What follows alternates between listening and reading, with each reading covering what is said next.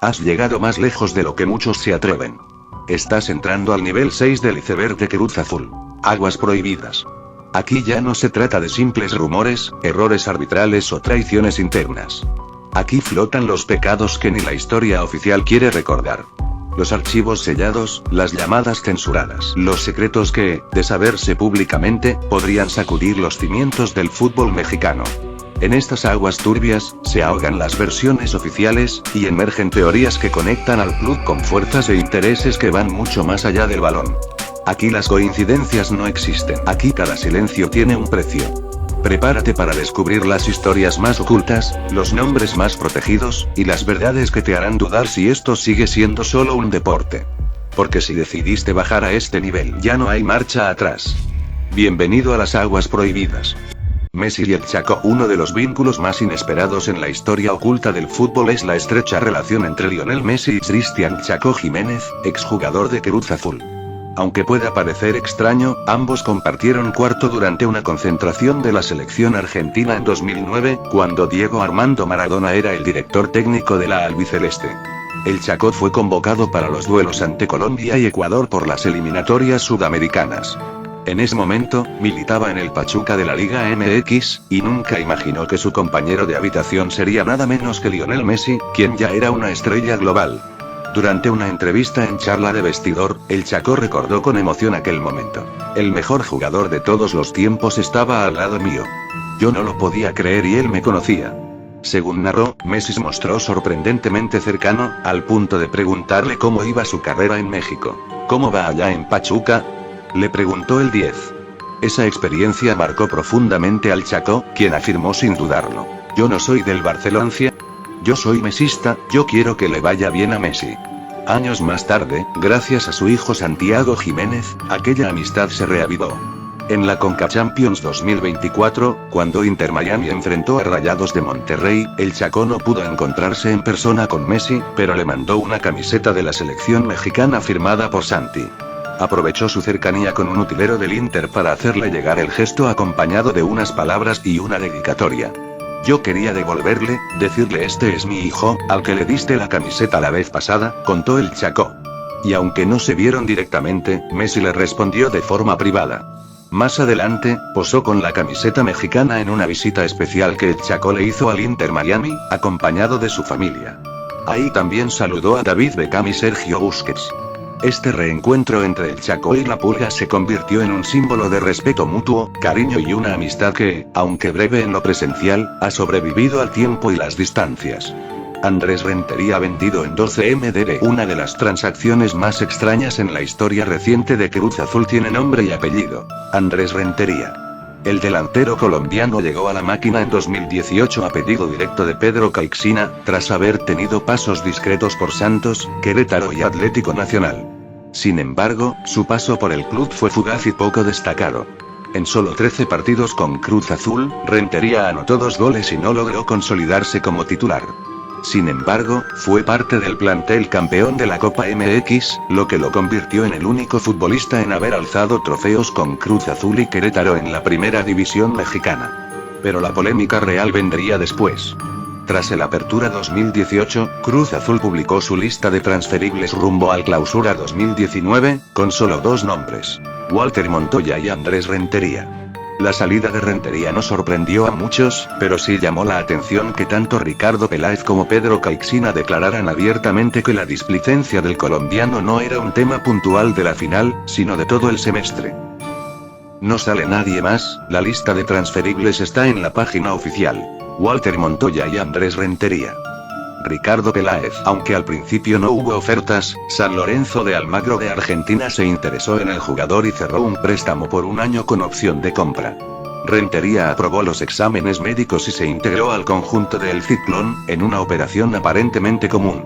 El precio reportado de la opción de compra fue de $3 millones. Hasta ahí, todo parece normal. Pero aquí comienza el misterio.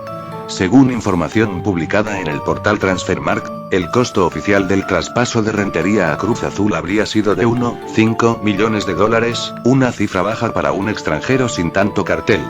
Sin embargo, rumores internos e investigaciones periodísticas posteriores aseguran que la cifra real pagada por su pase fue de $12 millones, lo que lo convertiría en uno de los fichajes más caros de la historia del club en ese entonces, y de forma completamente injustificada. Este supuesto inflado en el precio ha sido citado como ejemplo de las maniobras oscuras en la era de Billy Álvarez, donde se habrían usado fichajes como mecanismo para desviar o justificar recursos dentro de la cooperativa. Rentería, un jugador con poco protagonismo y sin impacto significativo, se volvió símbolo de una administración manchada por corrupción, opacidad y malos manejos financieros. Tras su paso por San Lorenzo, Rentería regresó a Colombia, militando en equipos como Águilas Doradas, Independiente Santa Fe, Jaguares FC, Deportes Tolima y Alianza FC, antes de volver nuevamente a Jaguares.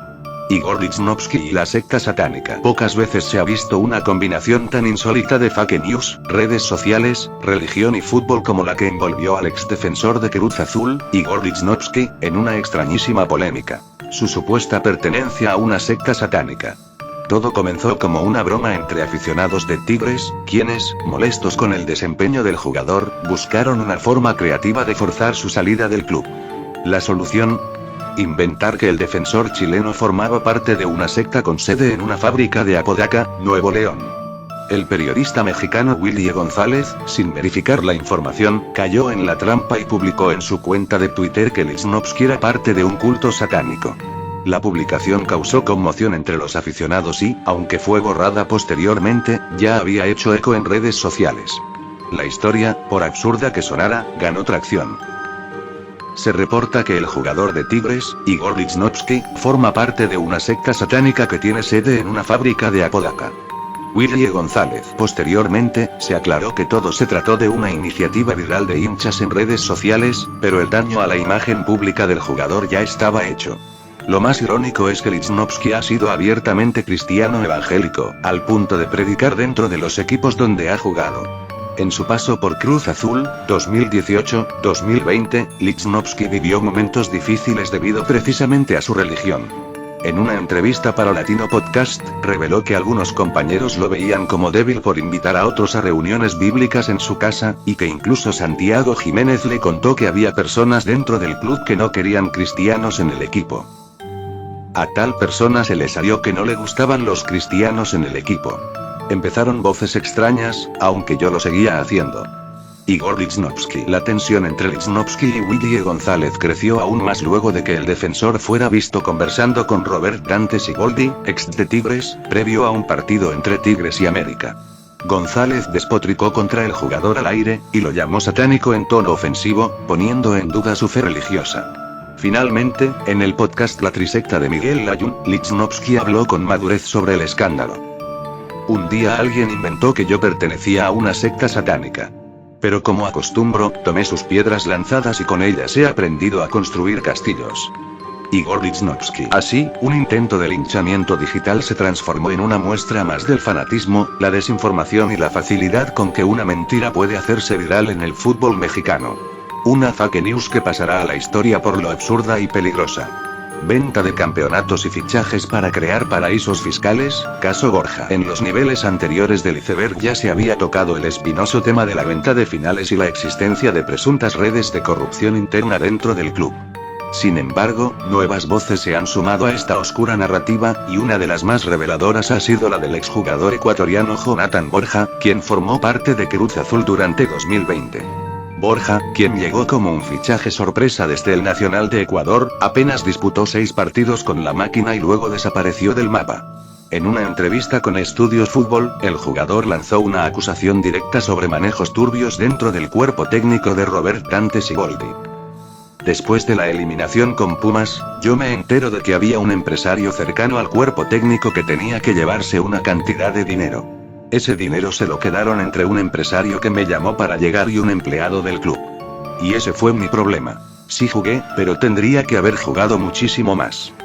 Jonathan Borja. Según su versión, su llegada al club no fue decisión del cuerpo técnico ni de la directiva, sino una imposición a través de promotores que negociaban de forma paralela con miembros del staff. Esto, en palabras del jugador, fue lo que truncó su proyección en el equipo, ya que no cumplió con el negocio pactado. Aunque nadie del entorno de Siboldi respondió de forma inmediata, el contexto reciente en el que el DT también tuvo conflictos con Tigres le dio mayor peso a las palabras del ecuatoriano. Posteriormente, el mismo Siboldi negó cualquier tipo de arreglo bajo la mesa, calificando las declaraciones como infundadas. El tema escaló cuando Carlos Córdoba, ex jefe de prensa del club, también se pronunció. Desde el inicio lo de Jonathan Borja parecía un negocio. Nunca fue Cruz Azul a buscar al jugador. Se le veían cosas buenas, pero no trabajó al 100%. La situación fue rematada por Jaime Ordiales, director deportivo durante la llegada de Borja, quien negó los señalamientos e incluso lo acusó de indisciplina. Se dio una indisciplina. Le costaba ser disciplinado. Tenía calidad, pero no se adentró en la disciplina colectiva. Triste que haga aseveraciones años después. Que diga nombres, que diga quién fue su representante. Estas declaraciones solo alimentaron la teoría de que algunos fichajes en Cruz Azul no solo eran decisiones deportivas, sino movimientos financieros opacos en donde terceros, promotores, empleados internos, y hasta cuerpos técnicos, podrían estar beneficiándose a través de triangulaciones o pagos ocultos, tal vez incluso vinculados a estructuras fiscales no declaradas. La gestión actual de Iván Alonso y Víctor Velázquez ha buscado cortar con esas prácticas. Se eliminó el vínculo con asesores externos, se dio más poder al director deportivo y se ha prometido transparencia en fichajes y finanzas. Sin embargo, casos como el de Borja dejan entrever que, en el pasado, Cruz Azul pudo haber sido utilizado como plataforma para fines ajenos al deporte, incluyendo la creación de negocios simulados o incluso paraísos fiscales encubiertos mediante contratos y préstamos inflados. Una teoría perturbadora, pero cada vez más documentada dentro de la historia oscura del club. Celos de Marcone a Yotun. Se dice que Iván Marcone sintió un profundo resentimiento y celos hacia Yosimar Yotun, quien llegó a Cruz Azul como su reemplazo, justo después de que el argentino saliera del club por la puerta de atrás, en medio de polémicas que ya fueron abordadas en niveles anteriores del iceberg. El contraste entre sus carreras fue evidente. Marcone, tras su salida hacia Boca Juniors, ganó una Liga y una Supercopa, lo que le permitió dar el salto a España con el Elche. Sin embargo, su paso por la liga fue decepcionante y terminó regresando a Argentina con Independiente, donde su nivel ha sido muy cuestionado. La situación llegó a punto de quiebre en 2024, cuando agredió físicamente a un aficionado que lo increpó desde la tribuna debido a su bajo rendimiento, reflejando lo mal que ha llevado las críticas en esta última etapa de su carrera. Por el contrario, Yotun tuvo un impacto inmediato y duradero en Cruz Azul. A poco de llegar, el equipo celeste conquistó la Leagues Cup y la Supercopa MX, y él se consolidó como pieza clave del histórico título de liga en 2021, que rompió la maldición de más de 2 décadas sin campeonatos. A nivel internacional, Yotun también brilló con la selección peruana, siendo fundamental en el subcampeonato de la Copa América 2019, lo que lo terminó de consolidar como un referente tanto en club como en selección. Para muchos, este contraste no solo explica el sentimiento de celos de Marcone, sino que representa una de las ironías más grandes de la historia reciente de Cruz Azul. Un jugador que abandonó el barco en busca de más grandeza terminó naufragando, mientras su reemplazo se convirtió en leyenda celeste. Óscar el Conejo Pérez con cabello. Más que un misterio, este es un meme clásico entre los aficionados celestes y del fútbol mexicano en general. La larguísima carrera de Óscar el Conejo Pérez, quien se retiró profesionalmente a los 46 años, provocó que para muchos fuera difícil recordar una época en la que tuviera cabello, ya que lo perdió desde muy joven. Esto dio pie a múltiples bromas entre la afición, donde se llegó a decir en tono irónico que nunca tuvo pelo, como si hubiera nacido calvo. Sin embargo, la verdad es que sí existen fotos del conejo con cabello, aunque la mayoría datan de sus primeros años como profesional, particularmente durante la década de los 90. En las imágenes del título de Liga de Cruz Azul en 1997, aún se le puede ver con una pequeña cantidad de cabello, aunque ya era evidente la calvicie incipiente. De hecho, el último mundial en el que se le vio con algo de pelo fue en Francia 98, ya que para Corea-Japón 2002 su look calvo era definitivo. Hoy en día, esa versión capilar del conejo vive más como una leyenda urbana de la nostalgia noventera, inmortalizada en fotos viejas, álbumes Panini y memes futboleros. Sebastián Jurado en Tinder. Durante los primeros años de Sebastián Jurado en Cruz Azul, cuando aún era visto como una promesa del arco celeste, circularon en redes sociales capturas de pantalla que mostraban su supuesto perfil de Tinder. En esas imágenes se podía ver al joven portero con fotos casuales, algunas incluso con la indumentaria de entrenamiento de la máquina, lo que rápidamente generó burlas, memes y curiosidad entre los aficionados. El revuelo no solo quedó en las imágenes filtradas. También salieron testimonios de mujeres que aseguraban haber salido con él durante su etapa previa como futbolista profesional en Veracruz, antes de que diera el salto a la Liga MX. Algunas de estas anécdotas fueron compartidas en redes sociales y foros de internet, alimentando la fama de Jurado como un rompecorazones juvenil en sus años de formación. Aunque él nunca se pronunció al respecto, el episodio se convirtió en uno de esos momentos virales que lo siguieron durante su etapa como suplente en Cruz Azul, especialmente cuando no tenía mucha actividad dentro del campo. Alemo y las drogas. Uno de los rumores más oscuros que rodearon al breve paso del brasileño Alemo por Cruz Azul fue el supuesto vínculo con problemas relacionados con el consumo de sustancias, algo que nunca fue confirmado oficialmente pero que circuló en foros y entre aficionados como una posible explicación a su escasa actividad en el primer equipo.